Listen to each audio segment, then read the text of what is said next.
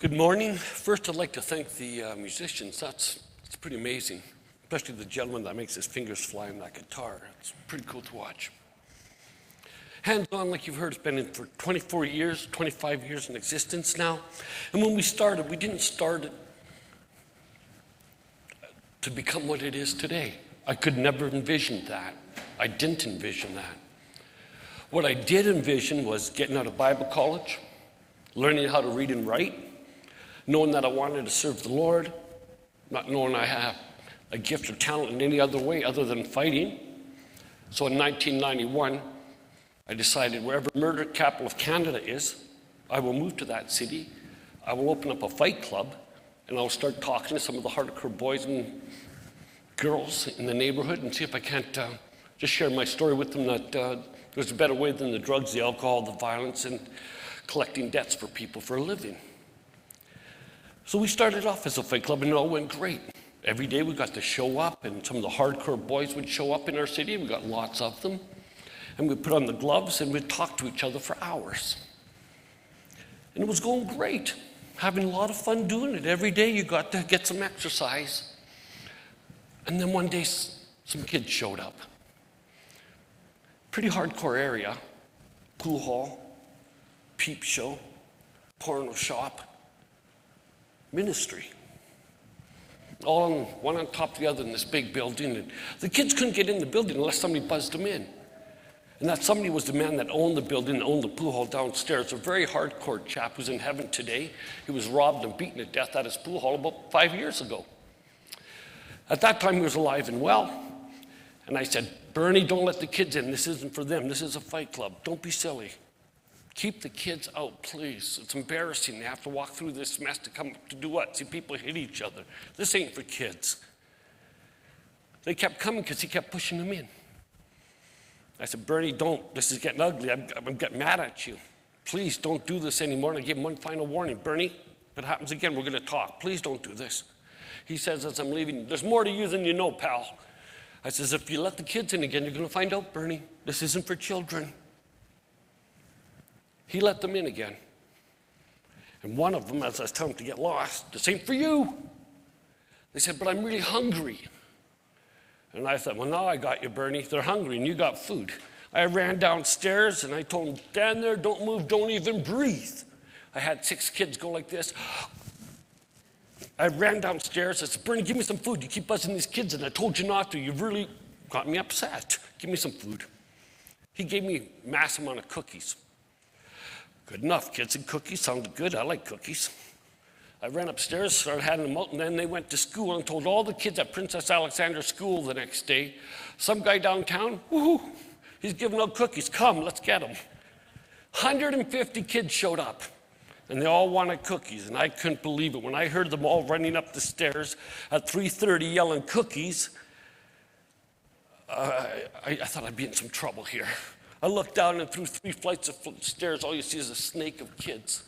So we got a whole bunch of cookies, took all Bernie had, and we're starting to feed out the kids. So every day we didn't have to take the gloves off. Go home, go home, go home, go home, go home, go home, go home. They come back the next day, give them cookies, go home. We just keep doing what we do until about 3 weeks in, giving cookies every day to all the kids that came in, just send them home 5 to 10 minutes max. A little grandmother walks in one day, and she's got a cane, and she shakes it at me. I backed up and told her, put the weapon down. And she said, are you the guy giving all these kids cookies? I said, yeah, I am. She said, stop it. I was shocked. I said, what? Kids love cookies. She says, yes, they do. But when you give a bag of cookies to every kid, every day, I have 8 of them at my house, and I can assure you, none of them are sleeping at night. Could you do something different? And I said, sure. What would you like me to do? She said, well, how about some peanut butter jam sandwiches? I said, yeah, I could do that, I guess. Okay. Anything else? She said, yeah, how about some fruit? Kids need fruit. Okay. Peanut butter jam sandwiches, fruit, I got it. Without even meaning to, I asked in sort of a rhetorical question, anything else? She says, yes, juice. Kids need juice too. Oh my, okay, juice, cookies, peanut butter and jam sandwiches, that's a lot. Okay, I'll get it. She leaves, I run downstairs to Bernie and I tell him, Bernie, all them cookies you gave me, they're crap. I just had a lady rip my head off and tell me, you've been giving me poison for my kids. What kind of a father are you? Give me some good food, Bernie.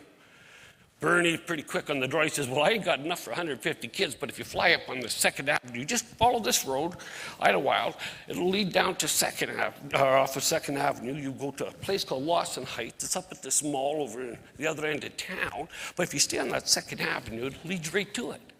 Go to the Safeway store, ask to speak to the manager. Fantastic, finally some progress. So I'm going to go to the Safeway store, talk to Bernie's son who manages the place, and get some groceries. So off I go. I get to Safeway, I walk in, so where's the manager? Manager comes out and introduces himself, and obviously Bernie didn't call ahead. Why wouldn't he? Must be his son, though, because he told me to come here. Says, well, I'm serving about 150 kids, need a whole whack of groceries, got my van packed outside. I was thinking about a ton of groceries. I need peanut butter jam, juice, and fruit, lots of fruit. She said fruit. Could you help me out with that? This guy was more than willing. Sure, he grabbed 2 carts, I had 2, we started loading them up. We filled it all up. I said, oh, fantastic. The kids are going to love this. This is crazy. My van's outside, and I started rolling out the store. He goes, hey, hang on, whoa, stop. The till's over here. Said, come on, are you serious?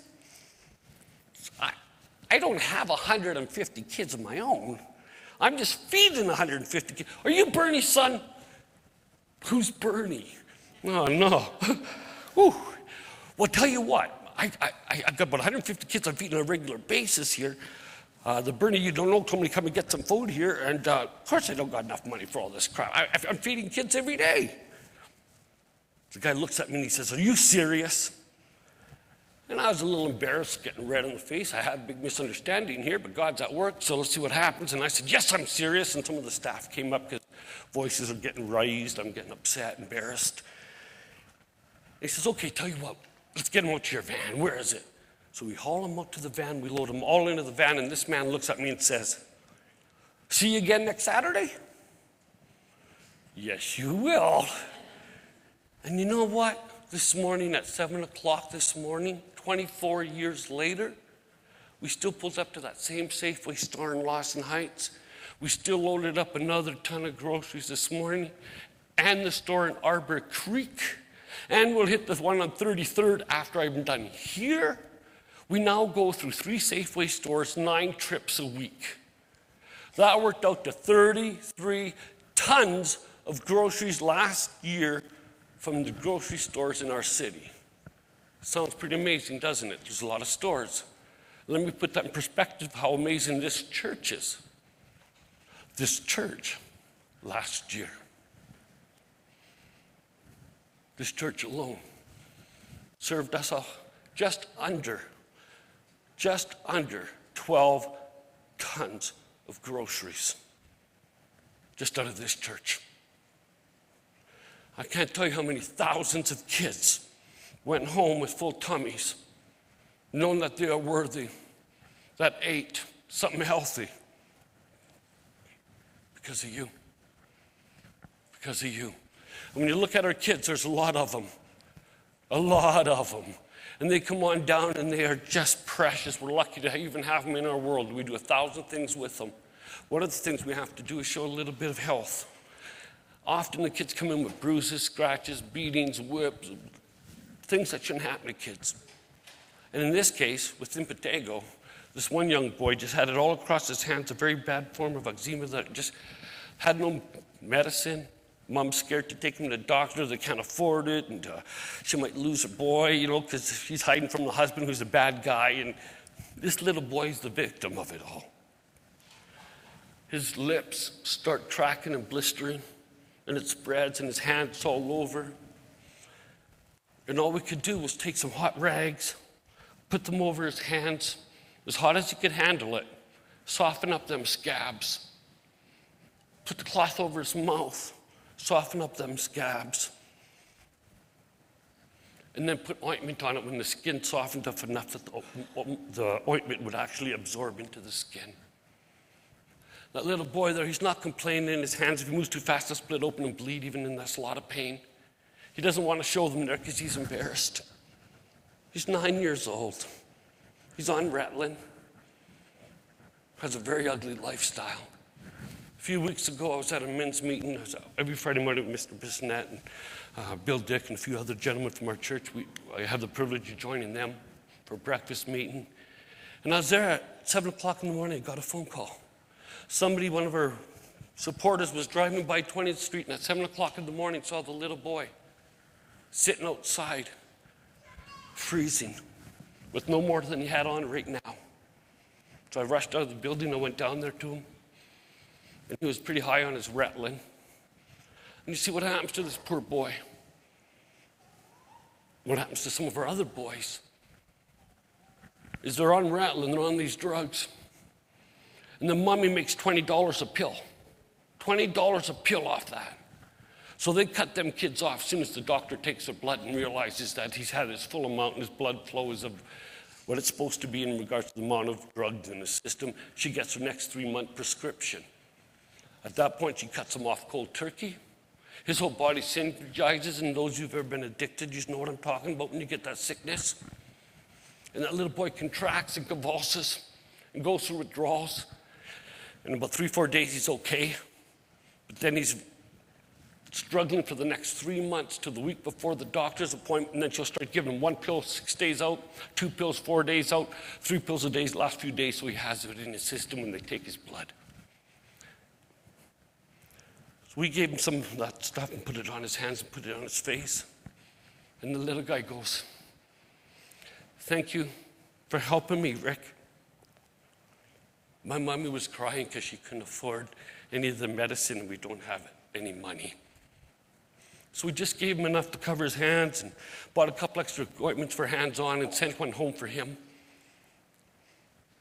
And here's a little boy that's so strung out. But for the grace of God and the love of other people, he's not going to have a chance. Hands-on is his home.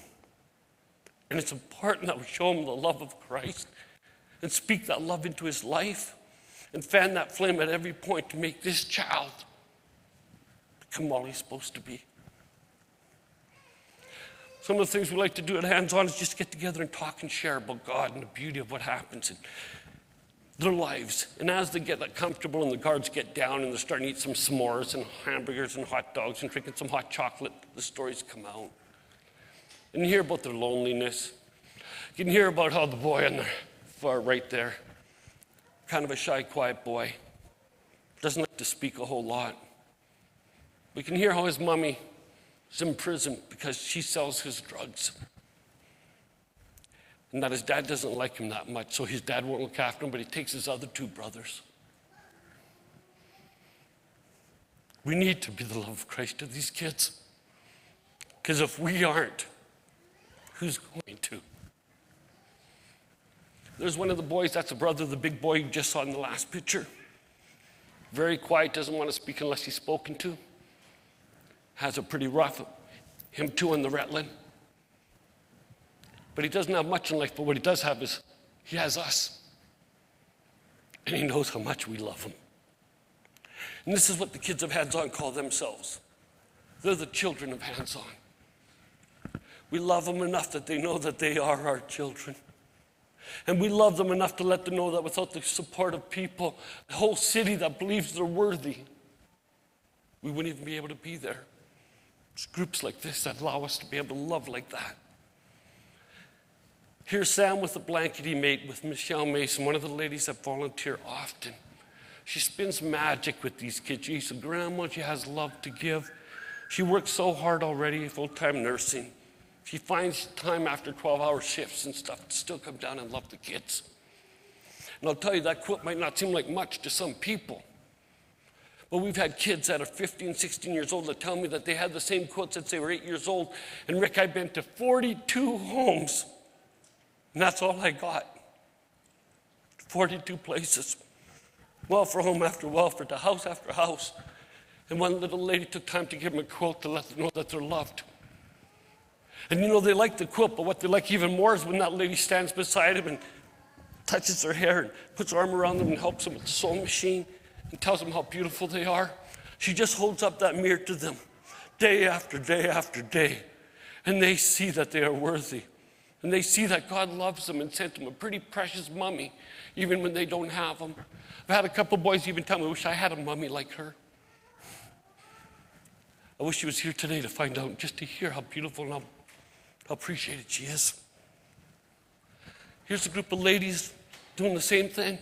B&I, not a Christian organization whatsoever. It's a business networking group, one of the biggest ones in Canada, actually. And all they do is meet once a week for money. They make money. That's what they do. Founded honoring that they choose hands-on to support. And this is at West Portal Church. Tyler's a member of the church. They allowed him to use the kitchen. And they came and they made that amount of food. Soups, hours and hours of work. And that lasted about a month with the other stuff that we serve. That's how much we do serve. And again, all this love, all this tenderness, all this gentleness, putting into the love of the food for these kids to eat stuff they never, ever knew how much work was involved, how much these people went out of the way to do it. But what they did know is somebody loved them enough to feed them. What a great group of ladies. Talk about the hands and feet of God. Talk about action speaking volumes. We have a golf tournament that helps out hands-on quite a bit. We just started. This will be our 4th this year. I can see one of our buddies from your church here, Bill, just putting away. This one day brings in 1/3 of our budget for the whole year in one day. That's how gracious and amazing God is. I'm not much of a golfer. I have never golfed in one of the tournaments. I just walk around and serve people. That's what I do. But when I see all these people get together, 150, 60 of them get together just to support these kids, our kids know one thing: they are loved. And this year we'll have a couple of kids out of the golf course putting with these guys this year. They wanted to learn the game so they can get involved a little bit. What a privilege to see them look to these guys and say, I want to be like that. I want to be like them. I want to give something back. All them people love us, and kids have trouble believing it. It's amazing. Christmas at Hands-On is a great time for the kids. But you know what else? It's a great time for some of the mummies. There's a lady right up there too, right there. That's them boys' mother. She just got out of prison this year before Christmas. Just got out from selling that stuff. Comes in crying and trying to change her life, and look at that. She's trying as hard as she knows how to be a mother. She was raped and beaten as a kid sent to the street when she was 13 years old. She's just out of prison trying to learn how to be a mom. And yet you people from this church, I'm thinking of Roger and Lisa Braun, some of you that come down and pack these 150 gift bags for girls and boys and supply all that fresh food and hygienical products and make that happen for the kids. That woman right there, she said that's the first person she's had in years. In years. It's easy to judge until you know what she's gone through and the pain. And imagine that mommy sitting in prison knowing because she sold shit that she should have never touched. And knowing that the only thing she's got in this world are them boys. Them are her 3 boys. And finally somebody told her and loved her enough that she wanted to change, that she wanted to come clean, that she wanted to wash the filth off and become a mom. She's trying. She's trying. Beautiful project here was started by people in your church again. Bill Zebor, Tom Bissonette, Roger Braun. These guys looked at these children and said, we can help them. And I said, listen, Tom, do you think we could bring some kids down to Power Auto Body so they could see what men do, see how hard you work? A lot of my kids that don't have daddies, and they've never seen nothing like what you do. Do you think maybe we could just bring them down once now and then? Tom says, I think we can do something better. I've been talking to my buddy Bill here, and we thought maybe if you got a bigger building, we could build the garage. The kids wanted to do something. We were losing too many of them. When they were getting to be 14, 15 years old, we had so many smaller kids come in. The bigger kids said, it's okay, bless them. The place ain't big enough for all of us, Rick. And I didn't want to lose any of them, and I've gone through too many funerals to know what happens if you let go of these kids. So they said they'd like to do something. I said, what would you like to do? Anything. We'll see if we can do it. They said, we want to build a car. Whew. Oh, I know how to hotwire a car. I had no idea how to build them whatsoever. In steps Saskatchewan Auto Body Association. Some men that had enough time after 8-10 hours a day and working hard at their own shops to show up and bless these kids. These men affected our kids so badly, or should I say beautifully, that they would run after school because only 6 to 8 kids a week could get into the shop. And they would run just to be able to be around these guys. Be around men that would say something positive, that would make them laugh, that would look at them and not be surprised if they swore when they banged their knuckle or did anything like that. Some of these kids come in, they're pretty young, pretty scared, never really been around men too much. 2 of the ones that came in were girls that have been hurt so badly. Kiana and Kiona, a couple girls have been busted up hard. They don't like men anymore. Men hurt them. So they actually became very aggressive, these 2 sisters, and started cutting their hair short and dressing all in black, and they are a force. They are just like they're 14 and 15 now, but they're as tough as any 2 14-year-old, 15-year-old boys on the street today, I assure you. They were so tough and are so tough. When they're playing outside hockey with some of these bigger boys, the boys told me, hey, Rick, I don't think we should let the girls play. I said, well, why not? Because they're too mean. They're tough girls. One of their little brothers was being picked at school just about a week ago. We were a little concerned about it, a little boy being bullied and being picked on by somebody that's much older than him. Walked up to him on the weekend, what happened? Are you okay still? My sister took care of him. These kids have no choice to stick together. There's not a lot out there other than evil. On the streets of Saskatoon, we have so many gangs that are looking for these kids that'll take them into their fold, that'll make money off these children. It breaks your heart. But unless we give them a place to be safe, where we can actually be the hands and feet of Jesus and actually love them enough by our actions that they even want to listen to our words. And I tell people, if you're a Christian, you come down hands-on, keep it a secret. Because if my kids can't see it in your actions, I promise you they won't believe it in your words. These are street kids. They're pretty aware. A lot of them heard love. I remember hearing the word love as a kid, but never, ever in the right context, ever. I can remember being touched by a dad, but never in the right context. These kids are getting to know about the love of Christ because they're hanging around with people that love Christ. Here's some of the guys at our auto body. You can see our car behind them. They took our kids to the shop and actually let the kids paint the car. The kids were loaded up, masked up in that shop, painting that stuff. And I'll tell you, they're so proud that these other men see them as worthy. The big guy, he suggested to me that that's what he's going to do for a living. He says, I can really do this stuff, Rick, I'm good. And he is. He is. He loves doing it, and he has a heart for it, and he has an aptitude. We're so proud of him.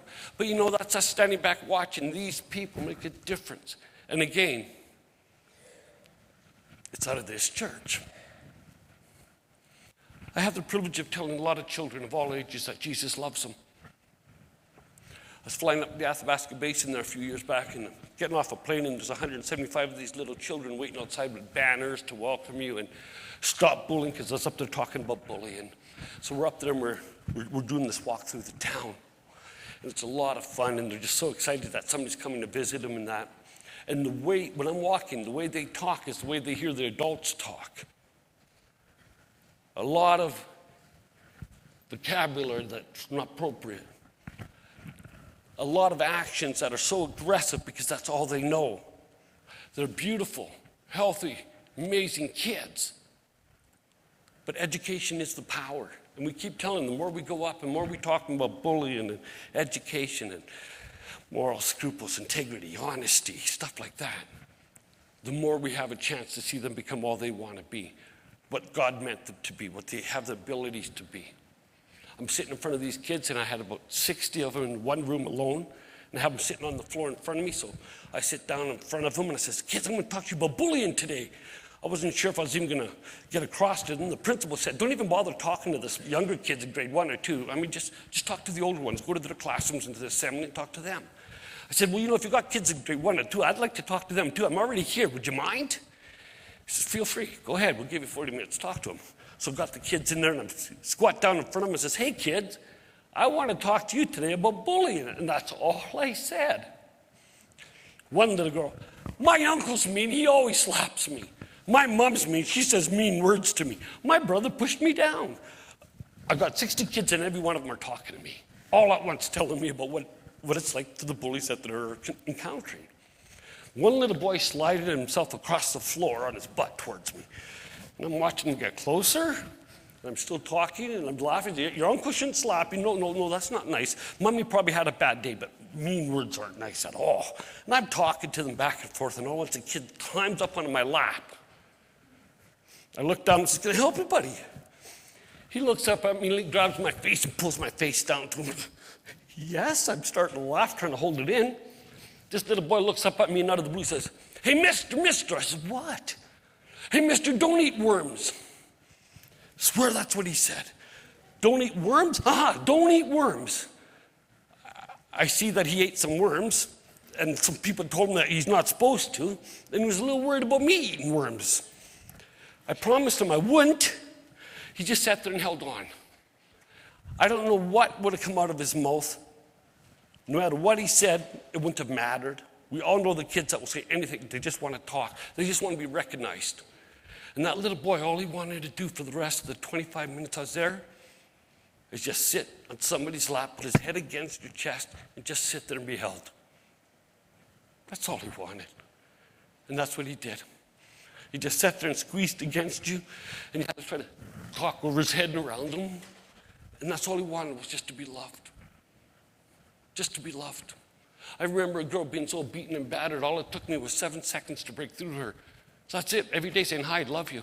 Good to see you. That's about it. Just to be on her at all times.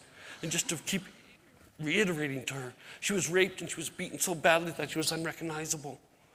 And all we could do was just love her and keep loving her. And it took about a week before she broke through. And she said, you can call me princess if you want to. And it doesn't take much for us to break through to some of our kids other than to love them where they are and let them know that just like you have these warrior princesses, these little girls, they're princesses. But they don't have daddies like you to tell them that. They need you to tell them that. I have a chance here of talking to a lot of different people for a lot of different things. One of them was the situation here last week. It was last Monday night, actually. I was a little nervous going and speaking to it. There's 206 women in one room. I don't care who you are, get up on a platform and look down at 206 women, and you're intimidated. I know I was. I stumbled a little bit trying to tell them about the kids. I was so nervous because the first two people, there was 53 people chosen, broke it down to 3 organizations. We were one of them. We all had then to pitch against everybody else in order to get the support. And what happens is nobody else gets anything. Only one person walks away with that $20,600. Everybody else gets nothing. I felt bad for everybody. I even told the girls, if we should split it if we win. We're the top 3. Nope. Oh, darn it. Okay. I got up there and all I could do was, can I tell you? And it's the opposite what I wanted. I didn't want to go up there and talk about God. I wanted to go up there and say something that they might buy, a story they might love.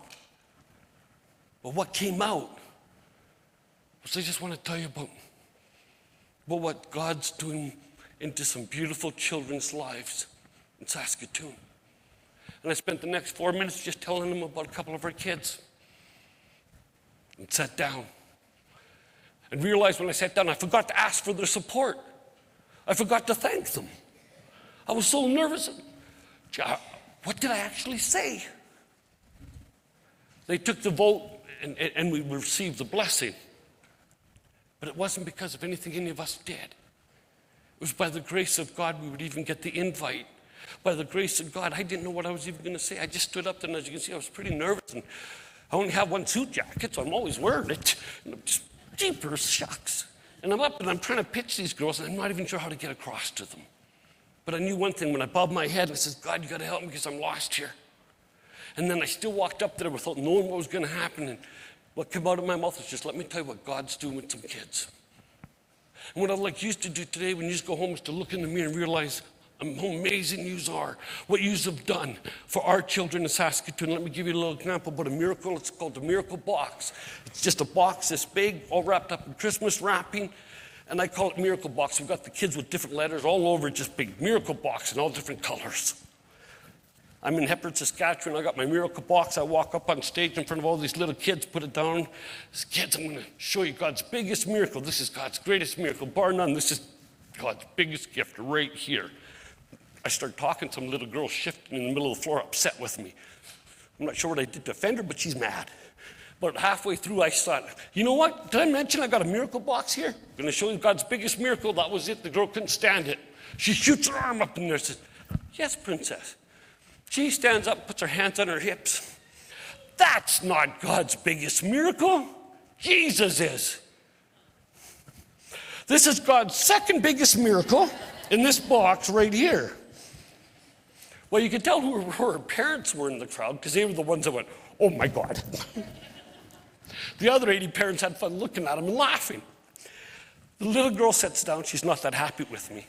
But after it's all done, what they do is they walk up and they look, and one looks in, puts the lid back on. And all it is a makeup mirror in the box. I turn on that light, and when they look, they just see God's greatest miracle.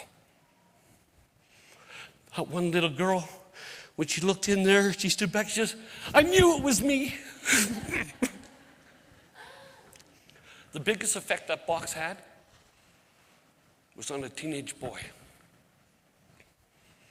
He was loud, he was a bit rough, a bit harder on the edges. I was telling them about the Miracle Box, and they're all coming, and I'm signing books, handing them out to people, and the box is right there. I'm just kind of watching them with peripherals. I'm thanking them and saying, God bless, thanks for coming, buddy. It's his turn to look at the box, and he actually says, what that is in here? And I was waiting for him to open it. He picks it up, and he looks in there. He looked to see if I was even watching. I pretend I wasn't. He looked again. You could see his lips start to quiver. He literally closed his jaw. And he walked away. And I said, hey, buddy. I put my hand on it and says, you know, it's real and it's true. You're the best miracle. You are that. He walked away just quivering in tears. I don't know if he'd ever been told. We've all been told we're loved. A lot of us in the wrong way. I don't know what he'd been told in his life, but I don't think anybody ever touched him with love like that. Or anybody told him that he's made in God's image and that he's all that in a bag of chips and he is the reason I'm here today. I don't know if he's ever been told to look in that. You see that? That's God's biggest miracle. Believe it, buddy. When's the last time one of our friends, one of our neighbors honestly knew that we believe that? That our actions actually dictate that. I know one thing at hands-on. I tell people if you're speaking on both sides of your mouth, don't come down. It's not going to be pretty. These kids are like whips. I'll tell you a story how quick they are. A university girl's playing foosball with one of the boys. He's so small he has to stand on 2 milk crates so he can see over the foosball table. She's trying not to score on him because it's pretty easy to do. Accidentally, she's no good either. But she hit the ball so it goes actually accidentally into his net. She goes, oh, shit. That's what she said, just under her breath. Oh, shit. The little boy freezes, looks around at everybody, because you can't swear at hands-on, looks around to see if anybody's working, climbs off his stool, he walks around to the other side of the foosball table, no one's looking, goes like this. She leans down, goes, what? Little boy with great concern in his heart, he looks at her and says, did you just poop your pants? I'm telling you, you got to be careful what you say around them kids.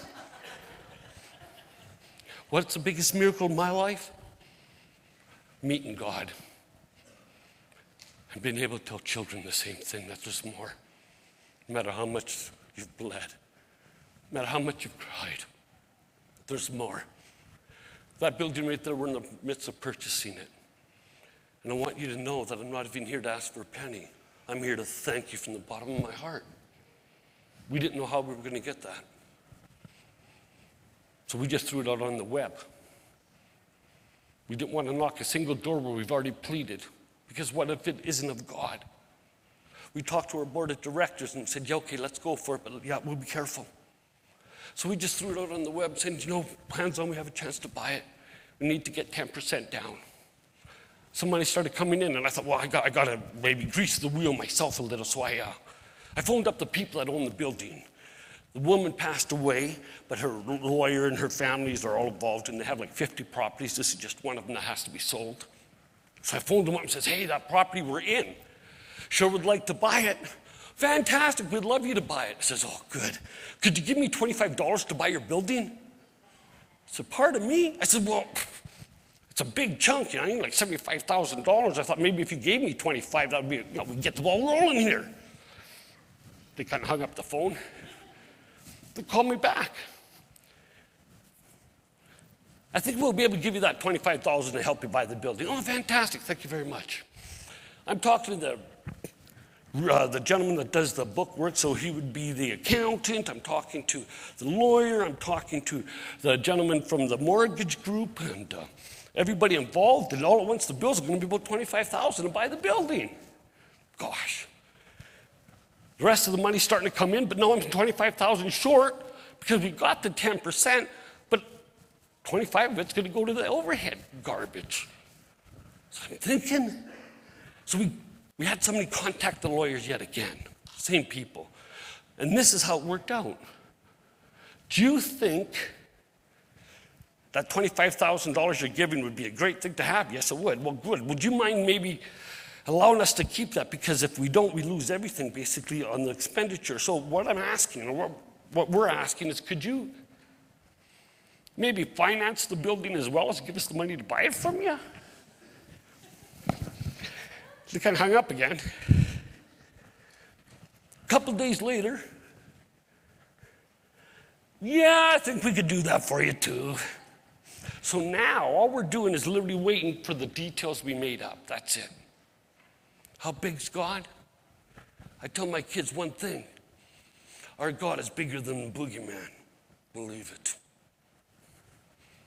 And that's what happens. I think God sometimes is up there just looking around, waiting for us to ask for something bigger than ourselves so we can show how mighty a God he is. So he can show what a mighty God we serve. But I know one thing. If we don't step out of the boat, we never get to see the magic of the calming of the sea. Is it easy being down there? No, it can get pretty ugly. It can get pretty rough some days. Pales in comparison to every one of these kids we meet. Pales in comparison. What can we do as a church? All I could ask you to do is keep doing exactly what you're doing. The difference you are making to thousands of kids on a regular basis is second to none. And I can assure you, my God's keeping score. When we have a place where we can provide all of this, and quite honestly, I'm not the person that would be doing the computers, am I? I'm probably not the one going to be able to show them how to fix a car. Actually, all I can do is just serve and be a glorified bouncer. I have amazing staff and people like yourselves that volunteer that come down and love these kids enough that the difference is made. Somebody asked me, do you ever see anything long term? Yes. The lady that owns Saskatchewan Parrot Rescue Agency, she was one of our girls off the street. Girl that's running negative numbers accounting agency, she was one of our girls. We met her when she was 13. We pulled her off the street. One of the guys doing his own roofing company in town, he was one of our boys. So we have some good stories, and that's nice. But the amount of funerals, the amount of beatings, the amount of drive-by shootings, the amount of garbage that has come this way tells me one thing: the devil wants these kids as bad as we do. And that's why Hands On has a chance not only to put them in that cocoon, to love, guide, nurture, speak into the life. Jesus. The most beautiful thing I ever did was get off my knees. After I learned about Jesus, and I dropped and I asked this man to read the book because I couldn't. And I accepted the Lord. When I got off my knees, I knew one thing. I had friends that needed to hear about this.